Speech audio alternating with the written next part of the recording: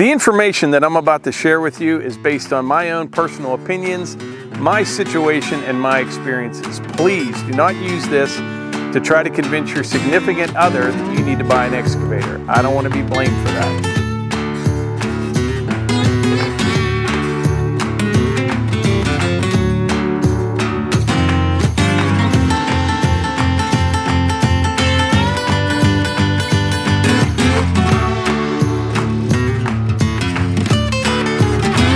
This is the Kubota KX057-4 Excavator.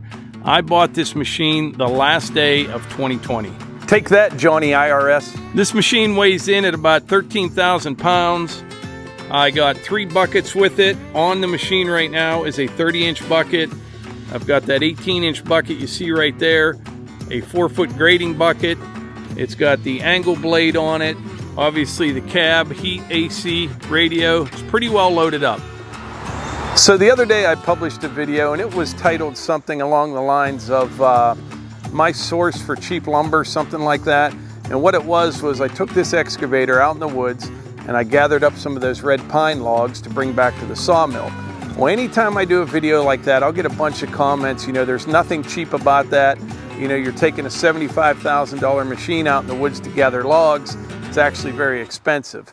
And comments like that are a little bit frustrating to me. Not because of what people say, I feel that I'm not doing a good enough job explaining how things work or why I do what I do. So before we start talking dollars and cents and what this machine actually costs to run here in the property, there are a couple other things I wanted to go over from that video I was just talking about. There are a lot of comments saying that I should have used the Wallenstein skidding winch instead of the excavator to get those logs out. Now that winch works fantastic, it really does.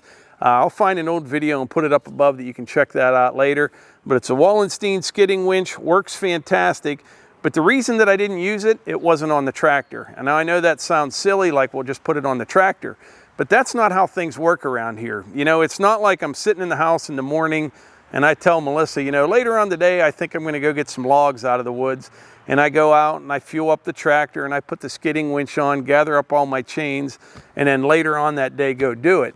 The way that it works around here is I'm at work all day. You know, I leave the house 6:30 in the morning. On my way home, I pull out my phone, I check the radar. I'm like, it's gonna rain in 2 hours. I wanna get some logs out of the woods before it does. So I come home, I jump on the excavator and I go do it. So that's the main reason I didn't use the skidding winch. I just don't have as much time as I would like to have. And although it only takes 10 or 15 minutes to probably put it on the tractor and do all that, it was just easier getting on the excavator. Also from that same video, I got a lot of comments saying that I need to shorten up my chain or my strap when I was pulling those logs up the hill with the excavator. And that's what I do if I'm just pulling it on flat ground. But down over that hill, it's a little bit different situation. It works best for me doing it the way I did. It's kind of hard to explain. I don't want to spend a lot of time on it. But you know, if this is the end of under the log right here and you're pulling this direction right here, I like to leave as much slack as possible. Because what you do is you back the machine up as far as you can, put the blade down, lift that machine up off the ground, and you pull with the stick and the boom up as far as you can. And with more slack, it's just a little bit easier, and I seem to be able to move the machine further each time, if that makes sense. Okay, so enough about all that. Now we're going to move on to the topic of today's video, which is going to require my cheaters here, because I printed out a spreadsheet and I have some notes here. We have a lot of information to kind of go over. But like I said before, anytime I do a video and, you know, I title it something like how this machine saves me money or getting cheap logs out of the woods or anything like that, I always get a bunch of comments, you know, there's nothing cheap about that, it's an expensive machine. And you know, at first glance, it does kind of appear that way, it really does. But to get to the real cost, you have to dig a lot deeper than that. And that's what I did today. I have this spreadsheet here that I actually used when I purchased this machine to help make the decision on whether I was going to do it or not. But whenever I buy something expensive like this, you know, a piece of equipment, there's 4 things in my opinion to look at. Number 1 is the return on investment. They call that ROI, return on investment. And you know, that's what you're going to gain compared to your initial investment. The second thing that I look at is the payback period. How long is it going to take to get my money back that I spent on that machine? That's number 2. Also look at number 3, the useful life. How long is that machine? You know, how many years can I use that machine? That's something else to consider. And number 4 is the residual value. Now, whether I keep it for 5 years or 10 years or 15 years, what's it going to be worth when I get rid of it? Whether it goes to the scrapyard or I sell it, what is that machine going to be worth at that point? And that is the residual value. Now, here in the US, this machine, the way it sits, is probably around $75,000 or $80,000, maybe even a little bit more. But for these purposes, I use $76,000 for a purchase price. It's a ton of money, I know. Now, the first thing I thought about when I was deciding if I was going to buy this or not was, you know, how long is it going to last? How many hours a year am I going to put on that machine? And I did some rough figuring, and I came up with 220 hours per year. And I think that should be pretty accurate. I think some years maybe a little bit more, some may be a little bit less. But here we are in the 1st of May. I'm at 70 hours right now. So I think 220 hours is a fair number to use. Then I also had to think about how many years I was planning on keeping that machine. And I came up with 10 years. You know, it may be a little bit less, maybe longer, I don't know. Maybe in 10 years I'll trade it on something else or sell it outright. So I used 10 years for my number. That's how long I plan on keeping that machine on paper. Now, everything's subject to change, but all this stuff will kind of get me close and get me a really good idea on what it actually costs to have this machine. So 220 hours a year, 10 years I'm planning on keeping it. Now, here's a big one here, the residual value. What do I think? Now, this is just a guesstimate. What will this be worth 10 years from now? So like I said, anywhere from $75,000 to $80,000+ today. I'm saying in 10 years, that's going to be worth $40,000. And I know a lot of people think, oh, that's too much. It'll never be worth that much. Keep in mind, at 220 hours a year, I'm going to have 2,200 hours on it.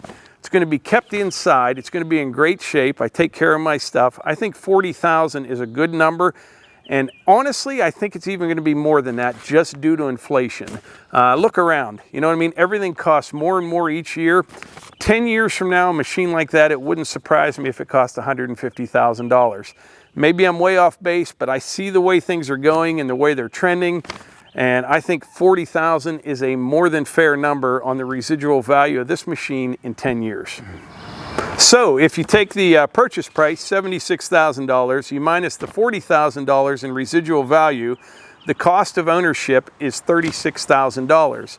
You divide that by the number of hours that I estimate that I'll use over 10 years, the 2,200 hours, and the cost of ownership of this machine is $16.36 per hour. $16.36 per hour. Now, maintenance cost. I factored in $6,000 for 10 years. Now, if I don't do anything stupid, it'll probably be less than that. If I do something stupid, it may be a little bit more than that. But I base that number on just talking to different contractors that I know that have this same machine. I know some that have these with over 6,000 hours on them and haven't done anything major.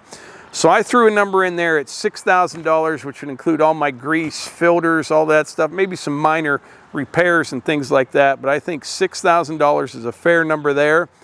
And at 2,200 hours over 10 years, that works out to $2.73. So far we're at $16.36 and $2.73. Next up, fuel cost per hour. Right now, I'm figuring at 2 gallons per hour. I don't even think it uses that, but that's about $6 an hour for fuel costs. Another cost that I have is insurance costs per year, and it's kind of pricey. I need to look into that and see if I can find a little bit better deal. But currently I'm paying $700 a year on insurance for this machine for theft, fire. I have commercial liability and everything. I can go work for other people or do whatever, but that machine added to the policy increased it by $700 a year. That works out to $3.18 per hour. So the cost per hour, including cost of ownership, maintenance, fuel, and insurance, and free labor, me running it, is $28.27 an hour. Then I also included an additional 10% overhead. It brings me to $31.10 an hour to run this machine here on the property. That's my cost. Now, here's where things really start to get interesting. I mentioned earlier that I bought that machine the last day of 2020. That allowed me to take advantage of IRS, 179, and that saved me about $7,500 buying that machine last year off my taxes. I mean, that was money I was gonna have to send to the IRS. So if you take that right off the top of the purchase price, the actual cost per hour to use that machine here in the property is $27.35 an hour. Then when you start thinking about all the things I've done with that machine so far, I just took a few here just to get some numbers. Digging and backfilling the cistern tank. If you could get somebody here to do it, you're looking at least $1,000 for that. I took that big cherry tree down on the other side of the building that was leaning towards the building. I pushed it over with the excavator, dug the stump out. That would easily be a $750 job if I paid somebody else to do it. Digging all that shale from down below, bringing it up to the building, put $500 on that. You're looking at $2,250 that I've saved just on those 3 jobs. Now, so far, the excavator has about 70 hours on it right now. So if you do that 70 hours at my cost per hour, I'm at about $2,177 is my cost so far for the hours that I've put on that machine. But what I saved just in those 3 jobs already covers that. So with all that being said, I think that $27.35 an hour is a pretty good number for me to go by. It's probably a little bit on the conservative side. I'm guessing it's actually a little bit less than that. And you know, something that we didn't even talk about is YouTube. YouTube is our family side business. It's no secret that we make money on YouTube.